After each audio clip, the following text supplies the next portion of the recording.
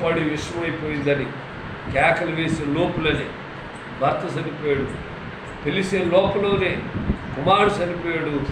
Phone call కూడా వెళ్ళక తిరిగి వచ్చి చూస్తే ఆ బంధువులు సవాలు తీసుకొచ్చి ఆ ఇద్దరు చూసి ఆమె చనిపోయింది. కారణాలు తెలుసు కదా, బాధలు వస్తాయి అని వాటిని తట్టుకోవాలి. వాటి నుంచి విడుదల పొందటానికి అయ్యా నువ్వు చేతులెత్తో వేకుని వెళ్ళేసి ఆ కుటుంబం కోసం, భర్త కోసము, బిడ్డల కోసము, పసిపిల్లల కోసము నువ్వు కన్నీరు గార్చి కుండ కుమ్మరించినట్లుగా హృదయపూర్వకంగా నువ్వు కుమ్మరించి ప్రార్థన చేస్తే కీడు నీకు తగలకుండా, అపాయం నీ మీద రాకుండా. అయ్యా మానసిగా బ్రతకలేదా?